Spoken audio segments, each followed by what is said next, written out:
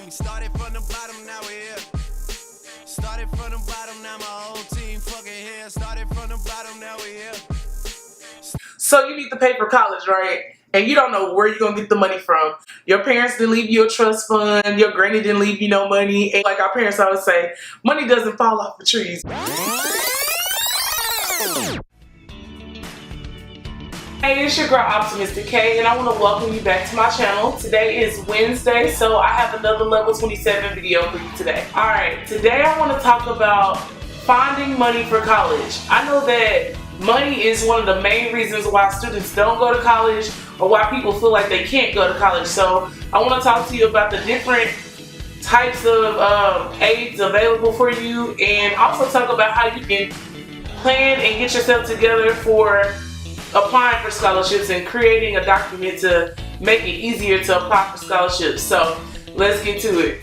We live in a digital world, so all of the answers to your issues are right under your nose. Like, well, maybe I should just say all of your answers to your questions are right under your fingertips. You have the luxury of utilizing the internet to really help you find new scholarships, find different options, and to get information about different things. So I want to talk to you a little bit about some of the options you have when it comes to funding.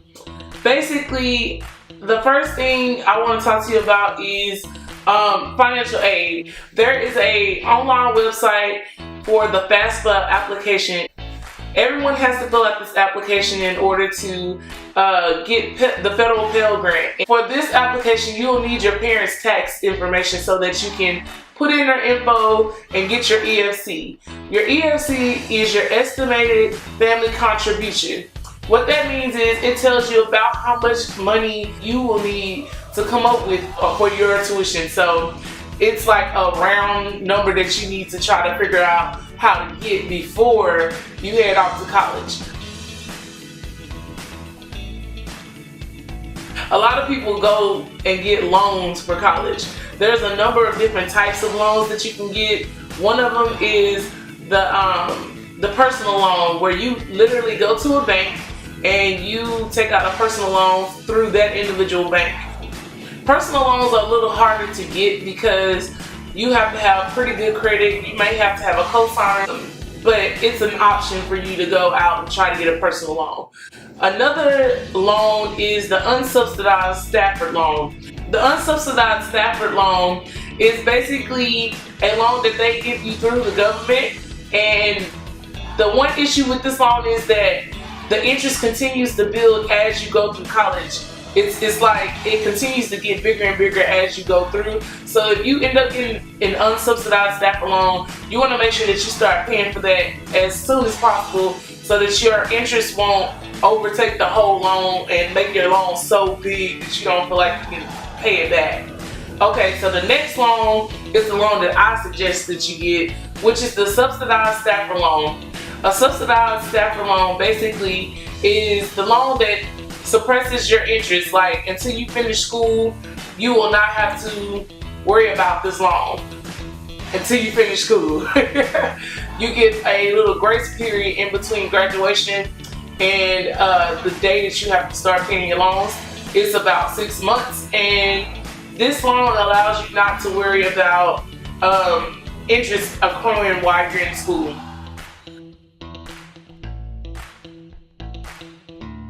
The next thing I want to talk to y'all about is paying out of pocket. Okay, now I know this might sound crazy, but it's doable. It really is doable.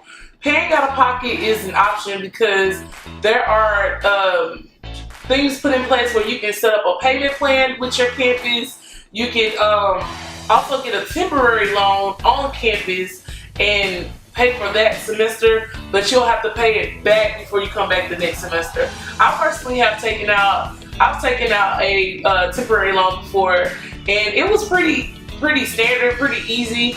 But the only thing about that is that you will have to pay that back before you can re-register for the following semester.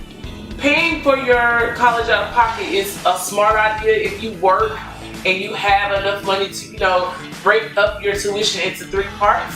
Also, you can talk to your financial aid office to see what options they may have for your specific institution. Every college is different, every school is different, but those options are in place. So you have 3 options. You will get a Pell Grant if you are eligible for it. You can get your subsidized loan or unsubsidized loans. You can get a personal loan from a bank, or you can pay for college out of your pocket. My advice to y'all about taking out loans is only take out the amount that you need. Do not take out more than you need, and do not think about, you know, just getting the money and spending it. Like, you have to pay this money back, and they will garnish your wages. And what I mean by that is, when you get your job, if you don't pay your bills or pay your loans, they will go in your account and take the money out, and then you won't have any money in there. So my advice to you is to truly budget and make sure that you look at how much your tuition is going to be, what your EFC is, and how you can bring that down. Now, the best thing you can do is just get a gang of scholarships. Like, you will have to work really, really hard to get a lot of scholarships, but it's definitely possible that you can go to school on a full ride without having to pay anything, without getting loans, without having to worry about a Pell Grant. Like, you can really go to school scot-free if you put in the work. My personal advice to y'all is to basically go to work applying for scholarships. I would apply for every scholarship, even if I'm not like qualified for it, because a number of students don't even apply for scholarships. So if nobody applies for the scholarship, guess what? You just got it because you applied. In order to get ready for school and to find money for school, you have to implement an action plan. I have a couple of rules and a couple of things that you can do in order to like get your scholarship list together, apply efficiently, and stay on track. So the first step is to create a chart. You want to break your chart up into 4 different sections. The first section is requirements, the next one is award amount, the due date, and then the contact information. Once you do that, you want to go research and find all kinds of scholarships. You can look online, you can look on different apps on your phone. You can also look in this amazing book that I have. It's called The Ultimate Scholarship Book. This book right here has millions of scholarships in it. Although it may take a lot of time to go through it, you have unlimited resources in this book. So you can pick this up from Barnes and Nobles, or you can also go to the online website too. So I'll put the link below in the comment box, but definitely get this book if you can. The next step after you research and find scholarships, the next step is to organize your information. You want to place your information in the chart under each section, and you want to organize it by due date, and also put the scholarships together that require you to write an essay. The reason I say that is because you can probably use the same essay for a few of your scholarships, so you want to make sure you put them together so that you can figure out how many you can like use the same essay for and skip a few steps, so you won't have to write a million essays for 1 or 2 scholarships. The next thing is to make a schedule. It's important that you put aside a certain amount of time to dedicate specifically for your scholarships, just to apply. Like, so you want to set up a schedule for yourself.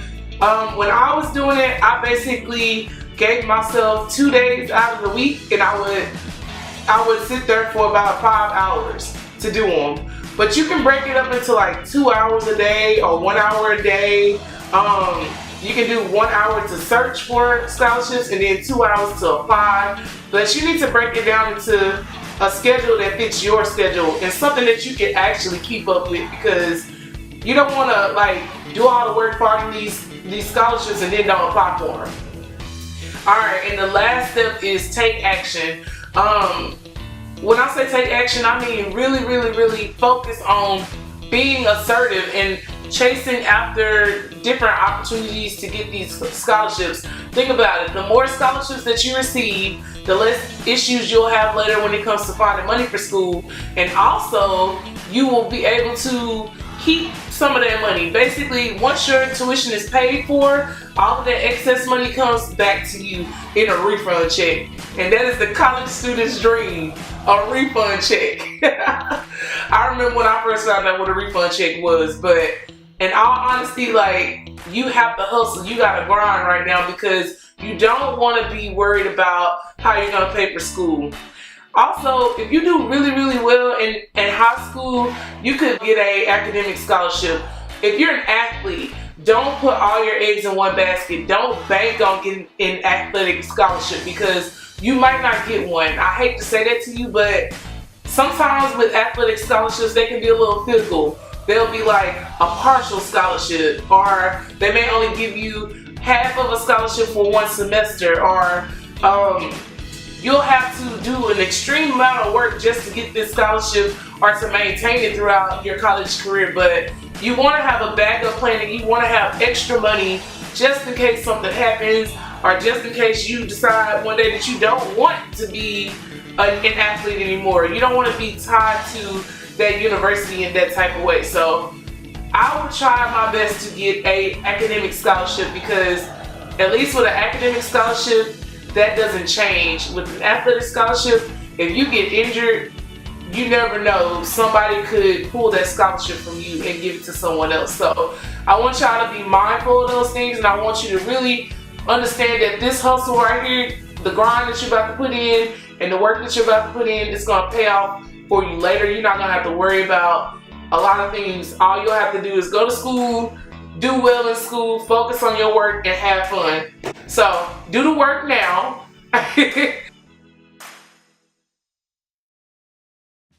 Another tip I want to give you is basically don't get discouraged if you don't get the scholarship. Sometimes you don't get it. Sometimes they give you 1 or 2 out of the 30 that you applied for, but do not get discouraged. And also, don't just apply for the big amounts. Apply for the small scholarships. They add up, like the $500 scholarships, $200 scholarships. Apply for everything you can. Apply for everything, even if you're not qualified, because at the end of the day, some students aren't even applying. So if they're qualified for it and they're not applying, and you did apply, guess what? That money's coming straight to you, because nobody took the time to sit down and apply for a scholarship. So let me show you the chart that I made for one of my students, just to give you an idea of what it looks like.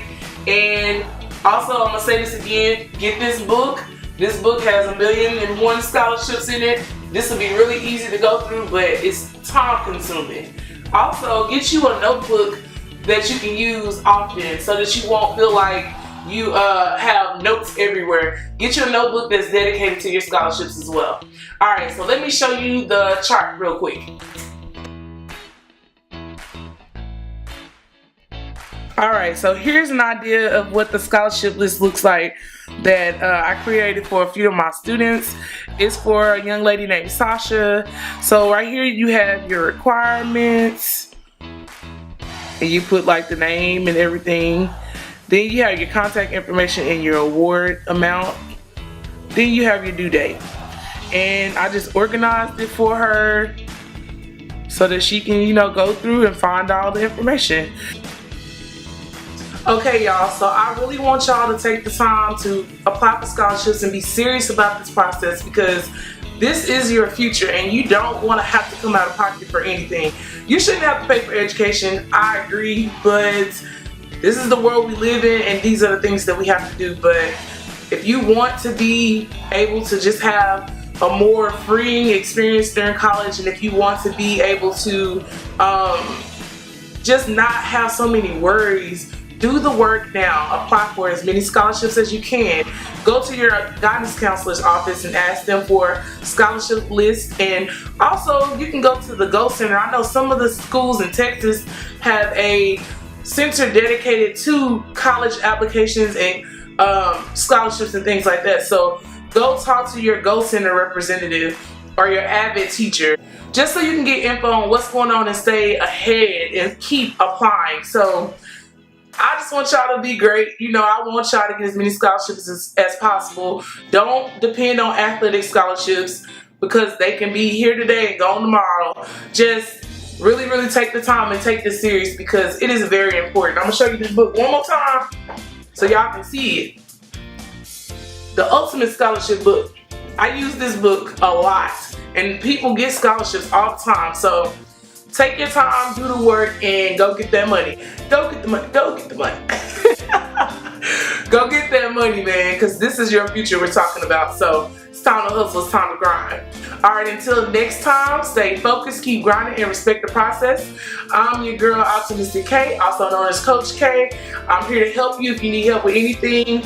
Go ahead and hit me up on www.level27coaching.com and just let me know if you need anything. Also, I'll put all the different information at the bottom in the description box just to help you stay on track and to be able to find resources. So I'll talk to y'all later next week, and y'all be good. Peace.